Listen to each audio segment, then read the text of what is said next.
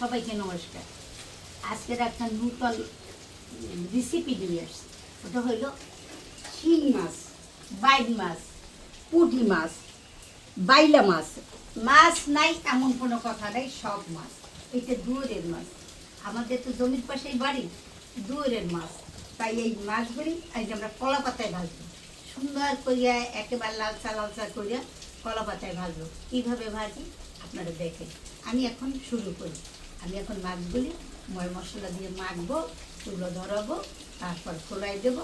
আপনারা আমার সঙ্গে থাকেন। প্রথম আমি দেবো মরিচের গুঁড়া, স্বাদ মতো। এতে একটু মরিচের গুঁড়া বেশি দেখবে, তার কারণ না শিং মাছ, বাইন মাছ, বাইলা মাছ, এতে একটু মরিচ বেশি দেবো পরিমাণের চেয়েও।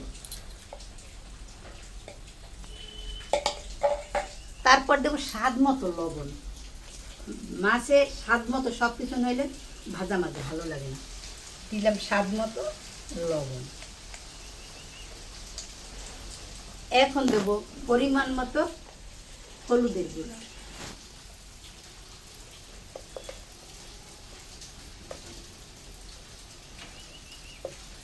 এখন আমি যে কলা পাতায় মাছ ভাজবো সেই পাতাটা রেডি করে নিই।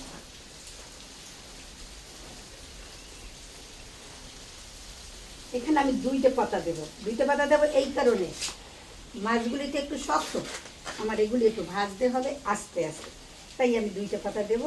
এবং পাতাগুলো আমি একটা ধুয়ে নিয়ে এসেছি, খুব সুন্দর।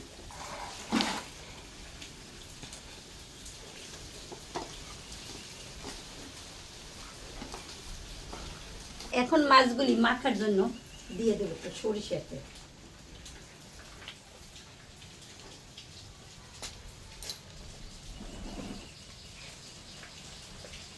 এবং পাতায় একটু সরিষার তেল দেবো।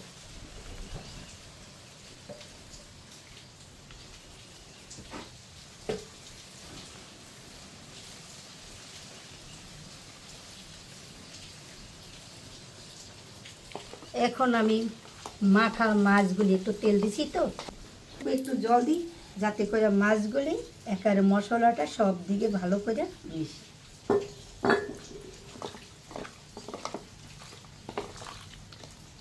মাছগুলি মাখাই খাওয়া হয়ে গেছে, আর খাওয়ার আমি মনে করি প্রয়োজন নেই, যে সুন্দর করে মাখা হয়েছে। এখন আমি মাছগুলি আস্তে ধীরে পাতায় সাজাবো। ছোটো বাইলা মাছ পাতায় ভাজা খাইতে কত স্বাদ, যারা না খাইছে তারা স্বাদ বুঝবে না।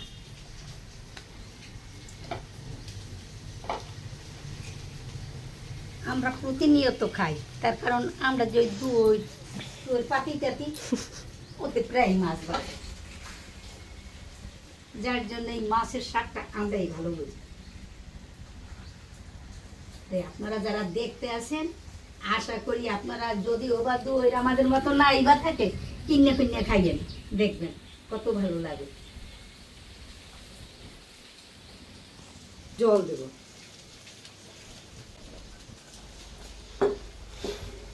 আগে মাছটা খোলাই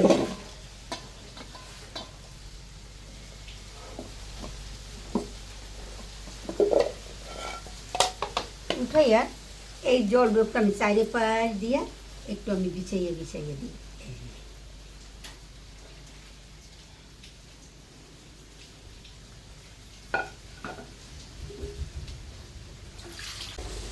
এখন আমি চুলায় আগুন ধরাই দেবো। আগুন ধরাই দিলাম।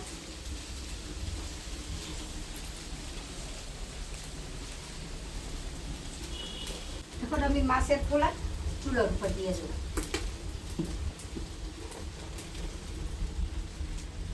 এখন আমি আস্তে আস্তে জাল দেবো।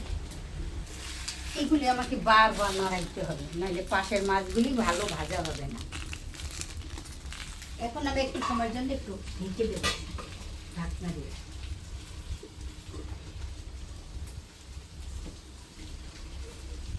ঢাকনাটাকে তুলে দেখি মাছগুলো আমার কেমন হয়েছে।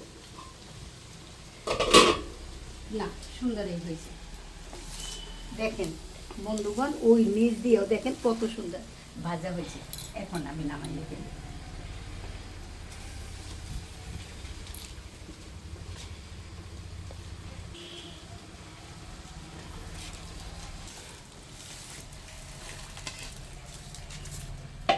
দুইটা পাতা দেবো, এই পাতা দুইটা রেডি করে রাখছি। বৃষ্টি বৈশাখ দিন তো, ঝড়ের দিন, পাতা টাতা ভালো পাওয়া যায় না।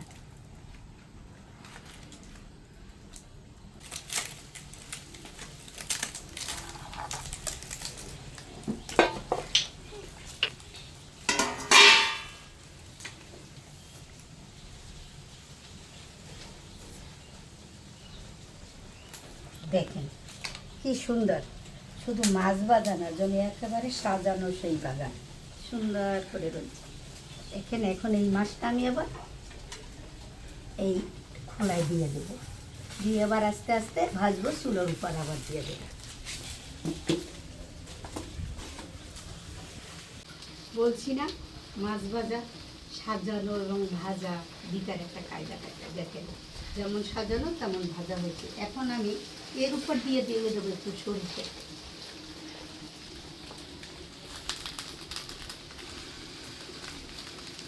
এই তেলগুলি হবে কি, উপরটাও ভালো লাগবে আর সরিষার তেলের একটা যে গন্ধ স্বাদ এটাও পাওয়া যাবে। তাই আমি দিলাম আর একটু সরিষার তেল, না দিলেও অসুবিধা নাই, তারপর দিলাম আর কি। এখন আমি আবার আস্তে আস্তে ভাজতে থাকবো।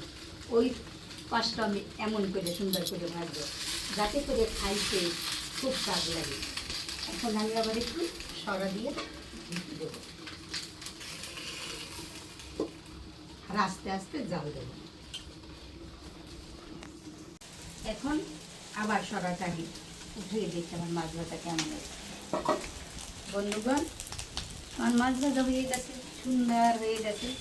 এখন আমি নামাবো, আপনারা দেখেন।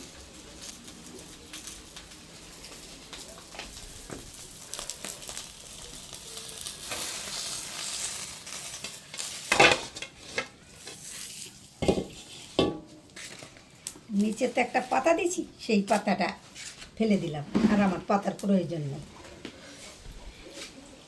এখন আপনারা দেখেন, আপনারাই বিচার করেন আমার মাছ ভাজা কেমন হয়েছে। আপনারাই বলেন খাইতে কেমন লাগবে। দেখতে ভালো লাগে, খাইতেও ভালো লাগবে। আশা করি আপনাদেরও ভালো লাগবে।